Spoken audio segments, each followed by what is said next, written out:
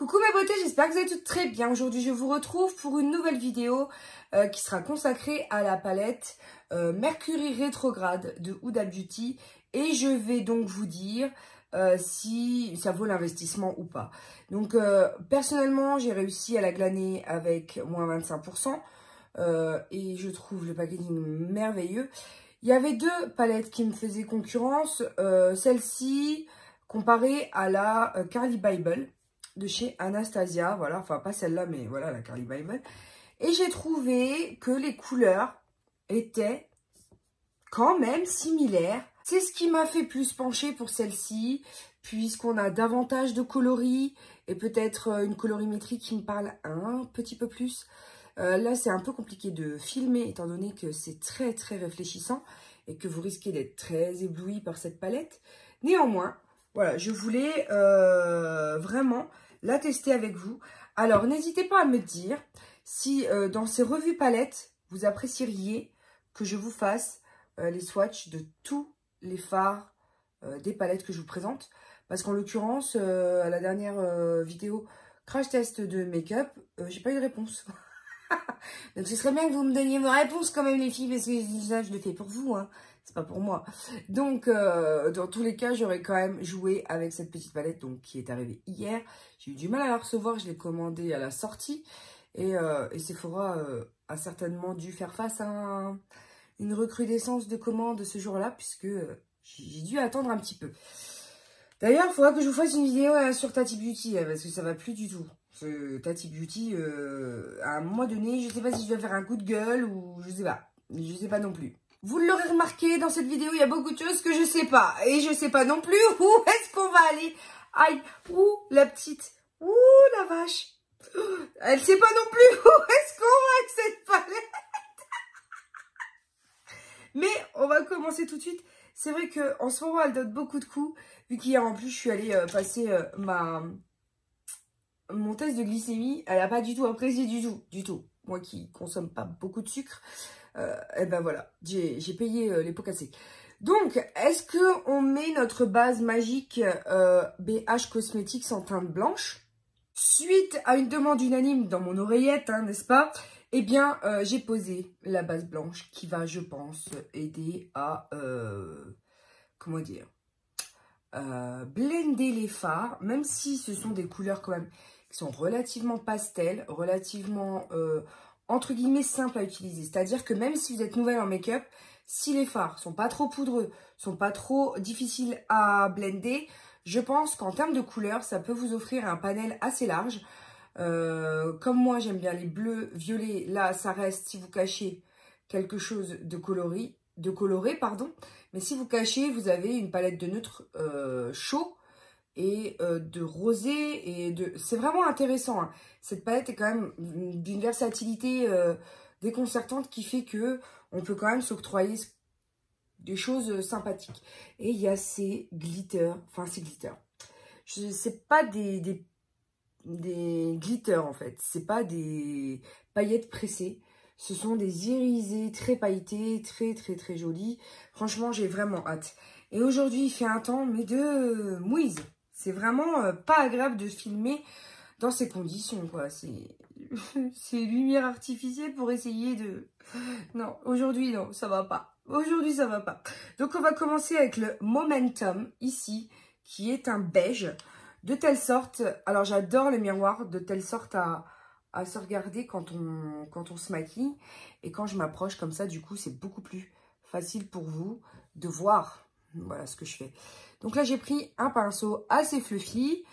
Et c'est un petit peu poudreux, mais vous voyez, il n'y a pas particulièrement de chute.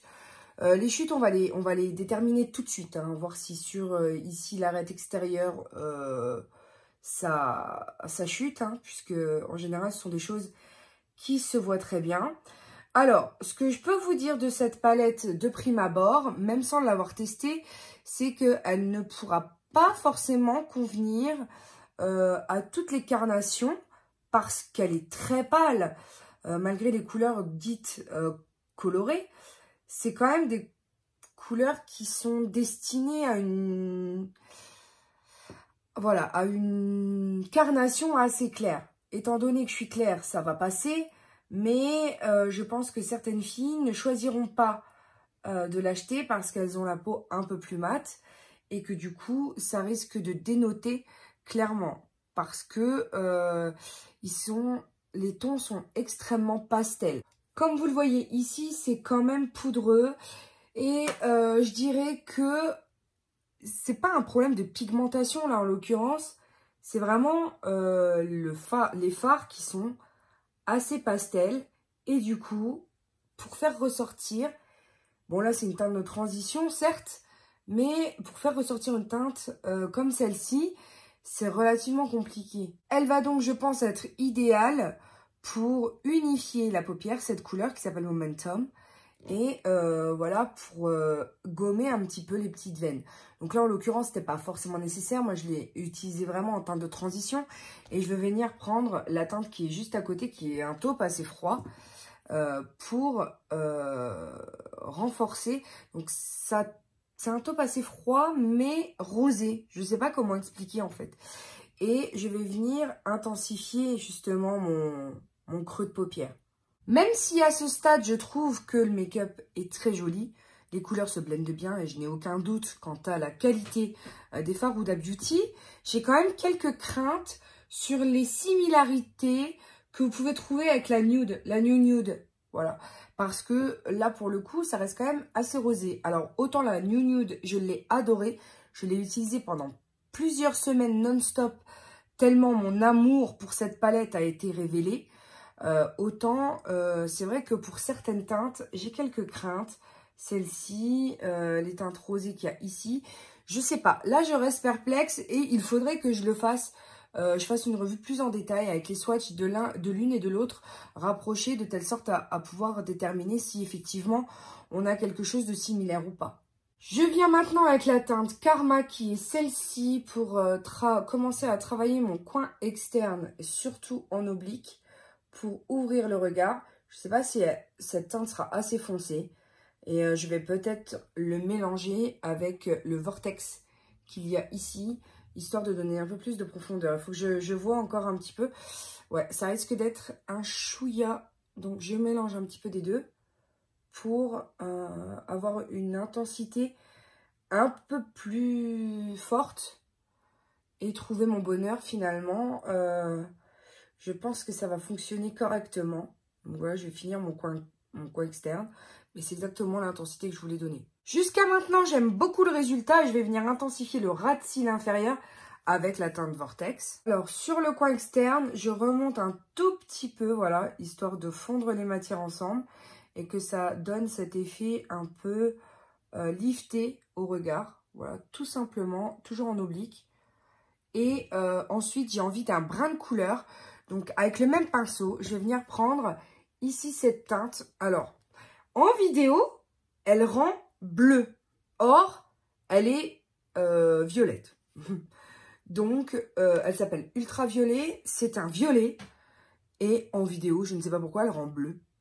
Du coup, je vais prendre avec le même pinceau que mon ras de cils pour voir si cette texture, qui est un peu pailletée, convient en application pinceau. C'est une teinte que je recommande davantage d'appliquer avec un pinceau plutôt eyeliner de ce style. Voilà, donc là il est sale celui-ci. Mais voilà, moi j'ai utilisé et préconisé le pinceau boule. Et étant donné que c'est une texture assez crémeuse, c'est pas forcément l'embout qui est le plus adapté. Néanmoins, j'ai réussi à obtenir un résultat qui est sympathique, disons. J'aime beaucoup le rendu. Et désormais, on va passer à quelque chose en paupières mobiles. J'ai tendance à vouloir tester le Cosmic. C'est un rose bébé qui se trouve ici. Je ne sais absolument pas ce qu'il va rendre. On va tenter au pinceau. Mais là, j'ai quelques doutes étant donné que c'est un irisé pailleté. Je pense qu'il aura plus d'impact avec un Fix Plus et un pinceau plat ou au doigt. Donc, on va tester les deux. Alors, seul au pinceau plat, on n'en prélève pas grand yak. Hein. Donc, je doute. Même s'il se voit, hein, oui, certes, il se voit, il est très joli, il se voit. Mais au pinceau plat sec, on n'en prélève quasi pas. Donc, c'est extrêmement compliqué d'avoir un rendu meilleur qu'avec un Fix Plus. Donc, on va essayer avec le Fix Plus. Donc, moi, j'ai la version traditionnelle. Hein. Alors, on va voir ça tout de suite. Et vu que c'est une texture crémeuse, j'ai peur que ça fasse un peu dans le pan. Que ça fasse un petit peu, j'ai envie de vous dire, fard crème, quoi. Parce que c'est un petit peu ce qui est en train de se passer. Donc là, on en prélève un petit peu plus. J'espère qu'on en aura... Ah bah oui, là, tout de suite, on parle. Hein. Tout de suite, c'est beaucoup plus joli. Hein. Ah oui, tout de suite, ça se voit. Hein. Voici le résultat après avoir fondu les couleurs. Donc là, vous inquiétez pas, hein, c'est juste mes cils qui sont un tout petit peu colorés. Néanmoins, je trouve que le rendu est très très joli pour le moment.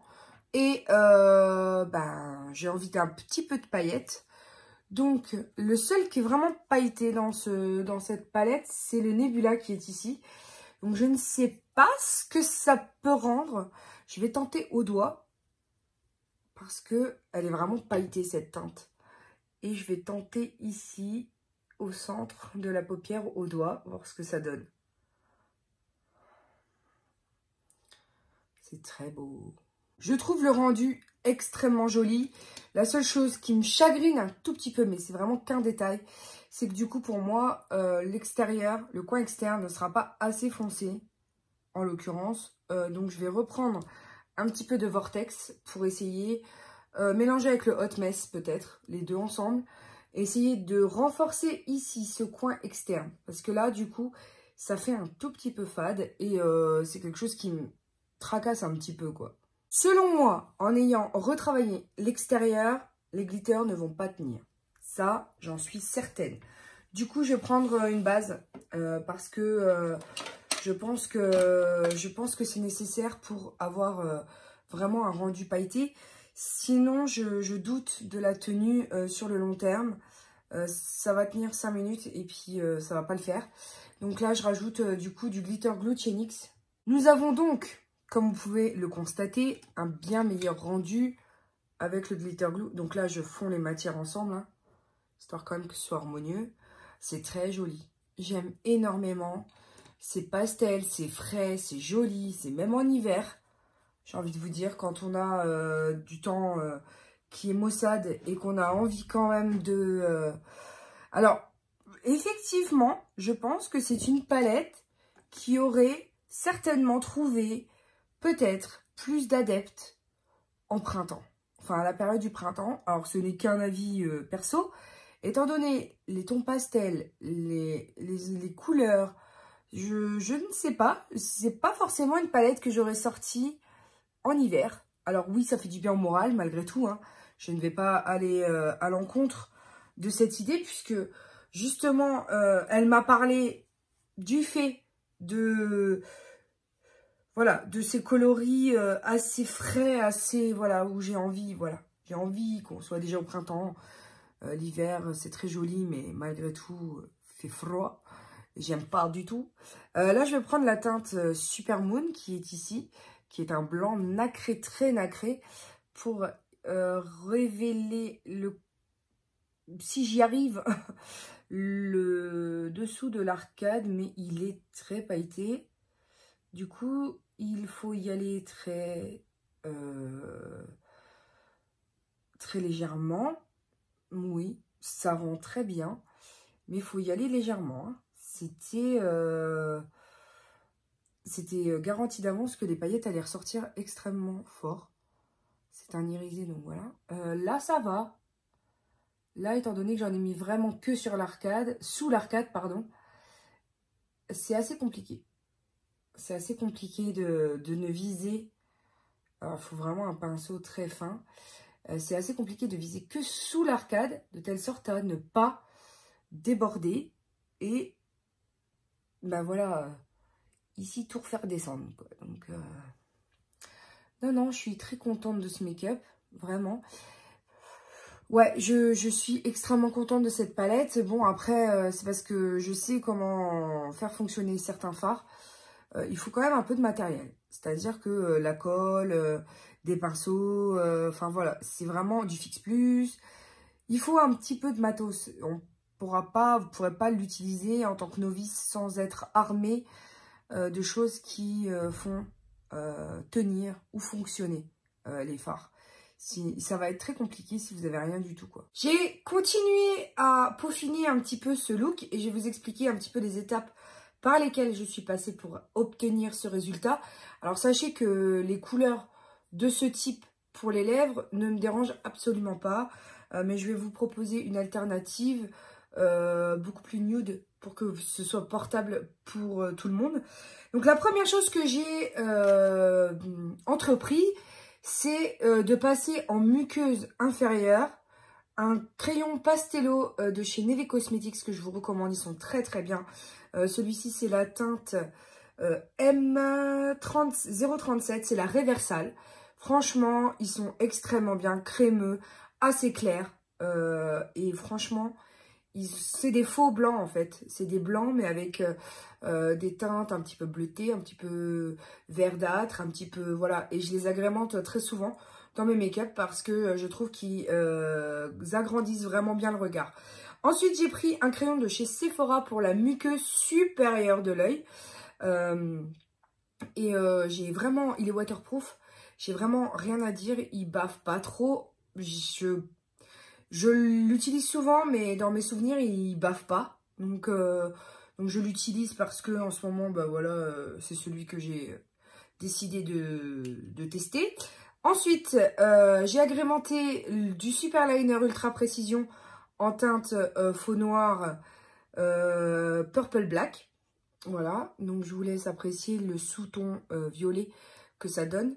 Il est en train de s'assécher. Du coup, je vais pas tarder à le jeter. Ensuite, j'ai pris le Glitter Pop de chez Too Faced pour faire ici un liner de banane et un liner ici qui accroche la lumière en coin interne. Je trouve ça sublime. Enfin, vous me direz ce que vous en pensez, hein, n'hésitez pas à me dire en commentaire. Ensuite, j'ai pris un mascara bleu de chez Kiko. Alors là, on ne le verra pas particulièrement peut-être à la caméra. Néanmoins, ça ressort beaucoup en réel. Et c'est superbe. Enfin, franchement, avec cette palette, je vais ressortir ce mascara. C'est la teinte 2. Mais c'était une collection limitée de la Beauty Energy, je sais pas quoi. C'était la collection sport, je crois. Puisque là, il y avait le volleyball. Voilà. Et ensuite, j'ai agrémenté de rouge à lèvres. Donc, j'ai pris le Essence, le Glitter Switch, que j'ai pas tenté de switcher en glitter, hein, en teinte 4, Shimmering Violet. Et je lui ai passé le Makeup Revolution, non, I Heart Revolution, de la collection, je crois, Dragon. Et c'est le Majestic. Et c'est ce qui rend